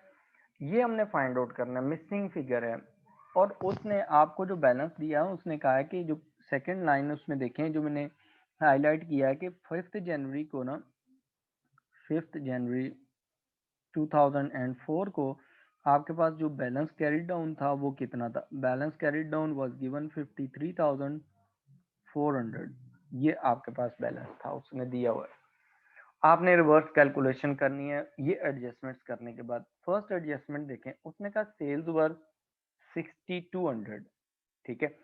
सेल्स हम यहाँ पर लिखेंगे क्रेडिट साइड पे। देखें, जब हम सेल करते हैं इन्वेंट्री तो इन्वेंट्री क्रेडिट होती है, तो सेल्स हम क्रेडिट साइड पे लिख लेंगे। कितनी वैल्यू है वो भी हम लिख लेंगे 6200, ठीक हो गया। उसके बाद उसने कहा है कि आपके पास ना सेल्स रिटर्न्स हैं, सेल्स रिटर्न्स जो हैं ये इनवर्ड्स होती हैं, इन रिटर्न इनवर्ड्स हैं, ठीक है। आपके पास इन्वेंट्री वापस आ रही है, जब आपके पास इन्वेंट्री वापस आती है, इन्वेंट्री इंक्रीज होती है, तो इंक्रीज इन एसेट क्या होता है, डेबिट। तो आपके पास जो रिटर्न इनवर्ड्स हैं वो आप यहाँ पर लिख लेंगे डेबिट साइड पे, इससे आपकी इन्वेंट्री इंक्रीज होती है। कितनी वैल्यू से हो रही है, 480 से, ठीक है। उसके बाद आपके पास है परचेजेज। परचेजेज आपने किए, जब आप परचेज करेंगे आपकी इन्वेंट्री इंक्रीज होगी, तो परचेजेज भी आप इस साइड पे ही लिख लें, डेबिट साइड पे। परचेजेज कितनी है, 3840 की। उसके बाद आपके पास आती है रिटर्न आउटवर्ड। रिटर्न आउटवर्ड से आपके पास इन्वेंट्री कम हो जाती है, रिटर्न आउटवर्ड। रिटर्न आउटवर्ड है आपके पास 350 की। उसके बाद है ड्राइंग्स। जब ड्राइंग्स ऑफ गुड्स हैं, ऑनर गुड्स लेके जा रहा है, डायरेक्ट इज द ऑनर, ठीक है, वो गुड्स लेके जा रहा है, तो वो भी आपके पास इन्वेंट्री कम कर देगा, इन्वेंट्री क्रेडिट हो जाएगी, आपकी क्रेडिट साइड पे आ जाएगी इन्वेंट्री अकाउंट में 200 से। ये आपकी क्या है, ड्राइंग्स आ गई, ठीक हो गया। अच्छा, उसके बाद एक इम्पॉर्टेंट चीज गिवन होती है क्वेश्चन में, वो ये है, कहता है it is Darren's policy to earn uniform rate of gross profit 25% on all sales. जितनी भी सेल की हैं उसमें 25% उसका क्या है, ग्रॉस प्रॉफिट शामिल है। इसका मतलब है कि जो सेल्स वैल्यू है उसका उसने हमेशा वो 25% उसमें ऐड किया हुआ है, प्रॉफिट है उसका। तो 25% अगर प्रॉफिट है तो रिमेनिंग 75% कॉस्ट होगी, ठीक है। तो हमने ये जो इन्वेंट्री होती है, इन्वेंट्री को रिकॉर्ड किया होता है कॉस्ट पे, ठीक है। हमने इन्वेंट्री को किस पे रिकॉर्ड किया होता है, कॉस्ट पे। हम इसे कभी भी उस पे सेल्स वैल्यू पे रिकॉर्ड नहीं करते। तो एग्जामिनर आपको सेल्स वैल्यू दे देगा और सेल्स रिटर्न्स की वैल्यू देगा, इसकी आपने एडजस्टमेंट करनी है। जब आप एडजस्टमेंट करेंगे तो वो कैसे करेंगे, आपकी सेल्स है उसका 75% कॉस्ट है, बाकी आपकी 25% उसमें प्रॉफिट है। इसी तरह सेल्स रिटर्न्स जो होती हैं वो भी आपको सेल्स प्राइस के हिसाब से गिवन होती है, तो उसकी कॉस्ट भी आप निकाल लेंगे, 75% हो जाएगी, ठीक है। अब देखें, जब आप इसकी कैलकुलेशन करेंगे तो कैलकुलेशन में देखें जो सेल्स हैं वो हैं आपकी 6200 की, और उसकी आप जब कॉस्ट निकालेंगे उसमें से आपने प्रॉफिट माइनस कर लेना है, तो आपके पास ये आ जाती हैं 4650,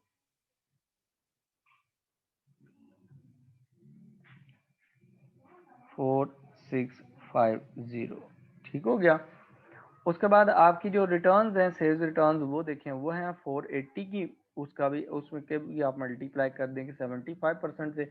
75% कॉस्ट है वो है आपकी 360 की, ठीक हो गया।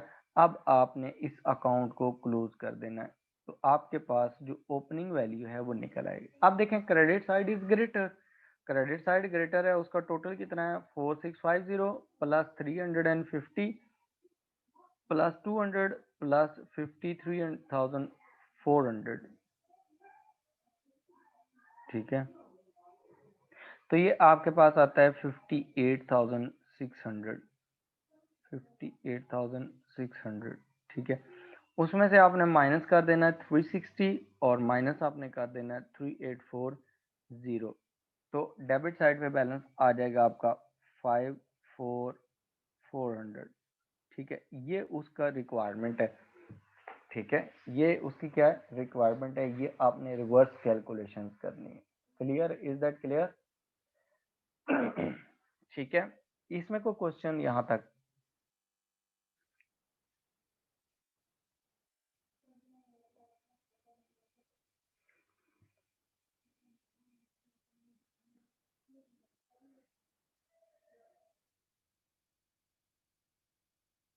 यहाँ तक क्लियर है? अब देखें, इसमें ना अगर आप इसको अल्टरनेटिव वे से करना चाहते हैं तो you can do this through the alternative वे, ठीक है। अल्टरनेटिव वे में वो मैं आपको करवा देता हूँ कि अल्टरनेटिवली आप इसे कैसे अटेम्प्ट करेंगे।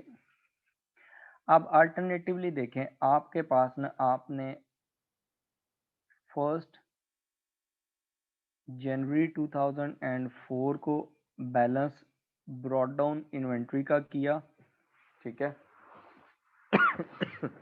ठीक हो गया, बैलेंस ब्रॉट डाउन किया, आपके पास वो बैलेंस ब्रॉट डाउन ही आपने कैलकुलेट करना है कितना आया। अब इसमें कुछ चीजें ऐड हुई होगी, कुछ लेस हुई होंगी। इन्वेंट्री की में कुछ इंक्रीज आया होगा और कुछ डिक्रीज आया होगा,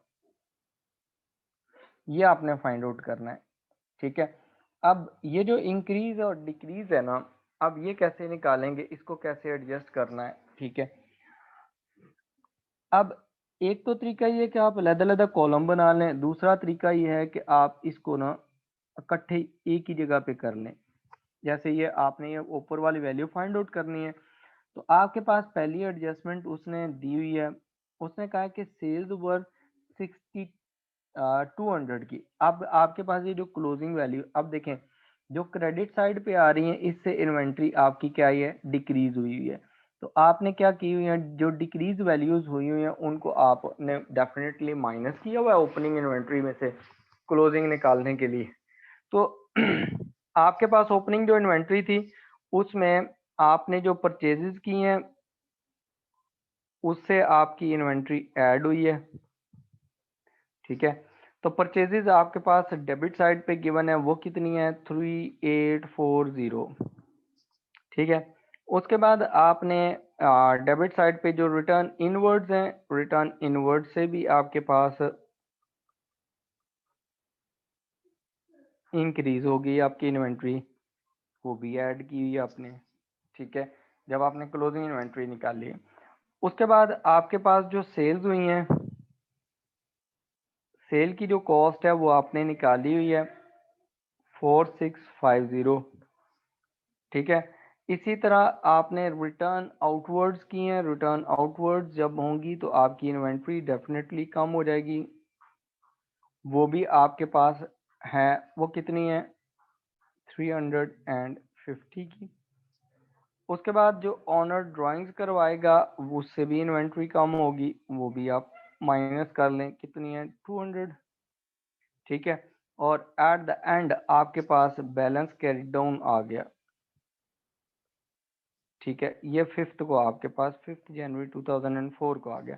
जो बैलेंस कैरी डाउन आया है वो आपके पास कितना आया है वो देखें। बैलेंस कैरी डाउन आपके पास आ रहा है, वो उसने दिया हुआ था 53,400 ये। अब हम रिवर्स कैलकुलेशन करेंगे, तो जब हम रिवर्स कैलकुलेशन करेंगे तो हमारे पास रिवर्स कैलकुलेशन का एक रूल होता है कि जो चीज़ें आपने डेबिट ऐड की हुई हैं उनको माइनस कर दो, जो माइनस की हुई ऐड।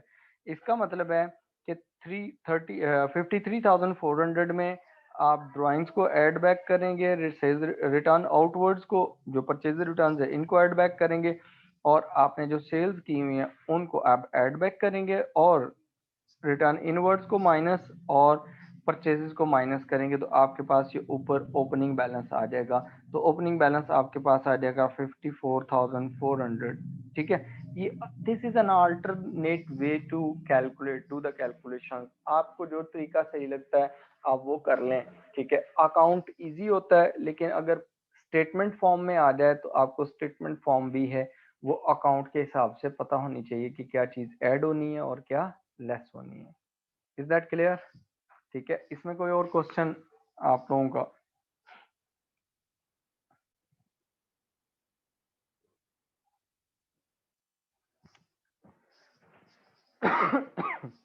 देखें यहाँ तक कोई क्वेश्चन हो आपका? रजा क्लियर है, ओके वेरी गुड। आप देखें जो क्वेश्चन नंबर 6.6 है ना, वो सिमिलर क्वेश्चन है, उसमें कोई चेंज नहीं है, ठीक है। आपके पास जो क्वेश्चन है ना आगे 6.7, इसमें ट्रांजैक्शन जरा ज्यादा है, ठीक है। आप ट्रांजैक्शन जो ज्यादा है वो जरा मैं करवा देता हूँ आपको, अंडरस्टैंडिंग के लिए समझा देता हूँ कि आपने 6.7 जो है उसमें कैसे करना है। एक स्टूडेंट ने आगे कहा था कि 6.7 इज अ डिफरेंट क्वेश्चन, ठीक है। वो 6.7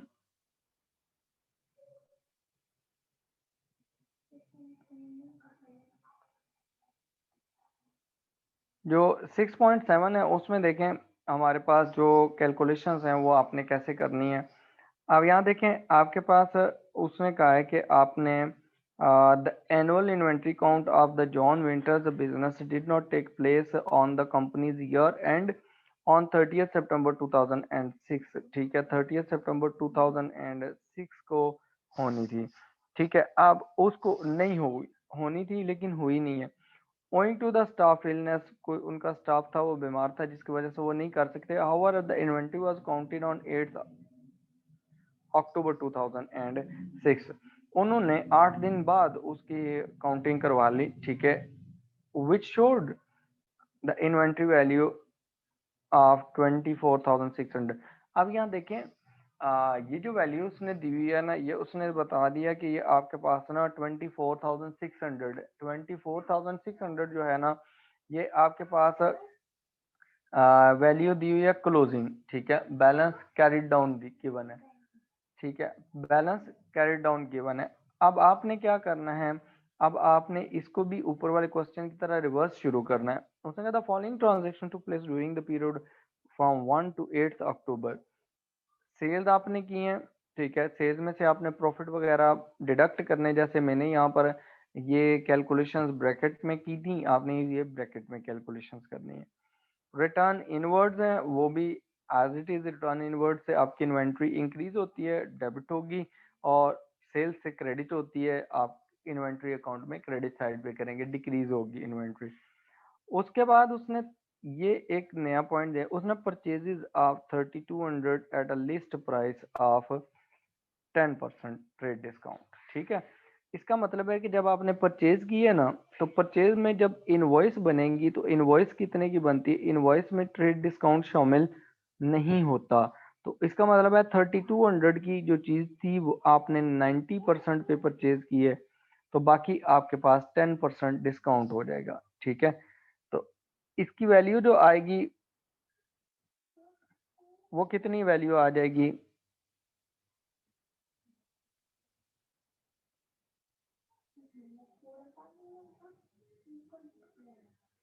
इसकी वैल्यू कैलकुलेट करें। 3200 उसका कितने परसेंट आपने कंसीडर करना है, 90%। तो 90% आएगा 2880। ठीक है, ये आ जाएगा। उसके बाद आपने कहा है रिटर्न आउटवर्ड्स, रिटर्न आउटवर्ड्स में भी उसने लिस्ट प्राइस दे दी है। जो फोर्थ है ना पॉइंट, उसमें रिटर्न आउटवर्ड्स, तो आपने इसमें भी रिटर्न आउटवर्ड्स जो है, जो क्रेडिट नोट बनेगा या जो डेबिट नोट बनाएंगे आप, वो कितने का बनेगा,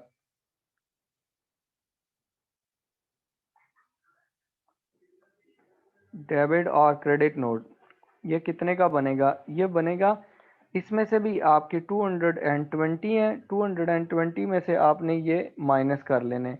माइनस कितने करेंगे आप, 220, उसमें से भी आपने 90% कंसीडर करना है। ठीक है, बाकी 90% कंसीडर करेंगे तो ये आपके पास कितने आ जाएंगे, कैलकुलेट करें वैल्यू, ये आपके पास आ जाएगी 198 आई थिंक सो। कैलकुलेट करें,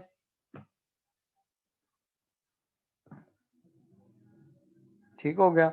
उसके बाद नेक्स्ट देखें, उसने कहा है कि goods withdrawn by the John Winter amounting to, ये भी आपकी इन्वेंट्री अकाउंट में क्रेडिट साइड पे आएंगे, इससे भी इन्वेंट्री डिक्रीज हो जाएगी। ठीक है, आप देखें सेल करेंगे इससे इन्वेंट्री डिक्रीज हो जाएगी, इनवर्ड्स होंगी इससे इन्वेंट्री इंक्रीज हो जाएगी, परचेजेस करेंगे इससे भी इन्वेंट्री इंक्रीज होगी आपके पास, और आपके पास जो रिटर्न आउटवर्ड्स है इससे भी इन्वेंट्री डिक्रीज हो जाएगी, और ड्राइंग से भी डिक्रीज हो जाएगी।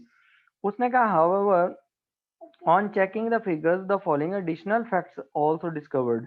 अब वो फैक्ट्स क्या है, उसने कहा है कि आपके पास ना जो गुड्स हैं, goods costing 240 sent on sale and return basis. Sale and return basis का मतलब ये होता है कि आपने किसी को चीजें भेजी, आपने कहा ये सेल कर दो, अगर ना सेल हुई तो वापस कर देना।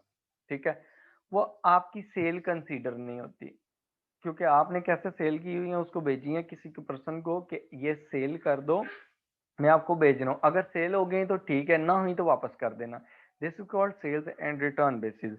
उसने कहा goods costing 240 sent on sales and return basis to John Winter. तो जॉन विंटर जो है वो तो ऑनर है, यहाँ पर देखें John Winter is the owner, इसका मतलब है जॉन विंटर ने ये अमाउंट रिसीव की हुई है गुड्स, तो उसने कहा had been included in the inventory, तो ये जो है ये तो एरर हो गया। ठीक है, तो एरर को आपने करेक्ट करना है, एरर को क्या करना है, करेक्ट करना है। कहता है no decision to the purchase of these had been made, अगर तो आपने डिसीजन ले लिया कि आपने इन्वेंट्री परचेज कर ली है, फिर आपके पास ये इन्वेंट्री में आ जाएंगी, ऐड हो जाएंगी। लेकिन अगर आपने अभी डिसीजन ही नहीं किया तो हो सकता है आप वापस कर दें उसको चीजें, तो वो ये आपकी इन्वेंट्री नहीं होती। ठीक है, तो जब इन्वेंट्री नहीं होगी तो आप इसे क्या करेंगे, इसको एक्सक्लूड कर देंगे फ्रॉम इन्वेंट्री। इन्वेंट्री से एक्सक्लूड करने का मतलब है कि आप क्रेडिट कर देंगे इन्वेंट्री के अकाउंट में, इसे क्रेडिट कर देंगे, या आपने जैसे ये मैंने ऊपर लिखा है आप प्लस माइनस में इसे माइनस कर देंगे इन्वेंट्री की वैल्यू में। उसके बाद उसने कहा नेक्स्ट, ठीक है, उसने कहा है कि on one of the inventory sheets, कहता है जो इन्वेंट्री शीट्स थी ना, इन्वेंट्री शीट्स का मतलब है जो आप रिकॉर्ड रखते हैं, कहता है अ सब टोटल वैल्यू ऑफ 8145, कितने की वैल्यू सब टोटल था, एक आपने किया हुआ था नीचे टोटल किए हुए थे 8145 हैड बीन कैरिड फॉरवर्ड, उसको आपने कैरी फॉरवर्ड किया to the next sheet as 8415। ये आपने क्या किया, आपकी वैल्यू थी असल में वो थी 8145, ये आपकी एक्चुअल वैल्यू थी। ठीक है, और आपने क्या किया उसमें इस वैल्यू को इंक्लूड कर दिया। आपने कितनी वैल्यू इंक्लूड कर दी है, आपने एक्चुअली जो रिकॉर्ड किया है वो 8415 रिकॉर्ड किया है। अब इससे क्या होगा, जब आप ये रिकॉर्डिंग की है तो आपने क्या ओवर स्टेट की है इन्वेंट्री या अंडर स्टेट की है, ज्यादा लिख दिया आपने इन्वेंट्री या कम, ओवर स्टेट कर दिए। ओवर स्टेट कितनी अमाउंट से कर दिए, 8415 आपने रिकॉर्ड किया, जबकि रिकॉर्ड होना चाहिए था 8140। ठीक है, तो 270 आपने ओवर स्टेटेड की हुई है, तो इसको क्या करेंगे आप, इसको भी डिडक्ट कर देंगे, deduct from opening stock value, तो यहाँ ऊपर आप इसे माइनस कर देंगे या आप क्रेडिट कर देंगे उसे अकाउंट में। ठीक है, कहता है उसके बाद कहता है कि some goods costing 200 had been damaged, उनको वो डैमेज हो गई है, 200 की उनकी कॉस्ट है। ठीक है, कहता है were unable sorry were unsaleable in their present condition, उनकी जो करंट कंडीशन है उनमें सेल नहीं हो सकती। They could however be sold for 110, उनको सेल किया जा सकता है कितने का, 110 का estimated sales price after repairs estimated cost of $40। ठीक है, अब ये इसको रिकॉर्ड करना आपने, तो वो कैसे रिकॉर्ड करेंगे कि आपके पास जो हमने कल पढ़ा था कि लोअर ऑफ कॉस्ट और NRV लगाते हैं, लोअर ऑफ कॉस्ट और NRV लगाएंगे। उसने कहा आपकी प्रोडक्ट 110 की सेल हो सकती है, कब सेल हो सकती है, अगर आप उसे 40 की कॉस्ट लगाएं उस पर, तो इसका मतलब है 70 की सेल हो सकती है, तो लेकिन उनकी कॉस्ट जो है वो 200 है, तो आपके पास कितना लॉस हुआ इन्वेंट्री की वैल्यू का, जो आपने रिकॉर्ड किया हुआ है वो आपके पास 130 का लॉस हो गया। अब ये जो लॉस है इसको क्या करेंगे, जो इन्वेंट्री अकाउंट होगा उसमें क्रेडिट कर देंगे, उसमें क्रेडिट कर देंगे, या इसे हम डिडक्ट कर देंगे उससे फ्रॉम ओपनिंग स्टॉक वैल्यू। ठीक है, फिर हम उस पर पहुंचते हैं। अच्छा, उसके बाद उसने कहा है नेक्स्ट के inventory did not include goods which were received on 28 सितंबर, ठीक है, बट हैड इनवॉइस। ठीक है, अब यहाँ पर क्या हुआ कि आपने इन्वेंट्री इंक्लूड नहीं की, तो इसे आप ऐड अप कर दें इन्वेंट्री में, तो ये ऐड हो जाएगी, अगर अकाउंट बना रहे हैं तो उसमें डेबिट कर दें। और उसके बाद लास्ट है ग्रॉस प्रॉफिट, आपने उसमें ऐड कर देना है, और उसके हिसाब से ग्रॉस प्रॉफिट आप बल्कि माइनस करेंगे जो सेल्स हैं और जो आपके पास इन्वेंट्री है, जो रिटर्न हुई है, ठीक है, सेल्स रिटर्न, और आपकी ये कैलकुलेशन होगी। इसका सोल्यूशन नीचे गिवन है, उसके अकॉर्डिंगली इसकी कैलकुलेशन कर लें। अगर कोई प्रॉब्लम होगी तो मैं इंशाल्लाह नेक्स्ट क्लास में आपको बता दूंगा। इसके एमसीक्यूज भी मैंने दे दिए हैं, आप एमसीक्यूज भी सॉल्व करें तो इंशाल्लाह बहु एमसीक्यूज भी हो जाएंगे आपके। तो बाकी इंशाल्लाह नेक्स्ट क्लास में मुलाकात होती है अब मंडे को। ओके, अल्लाह हाफिज।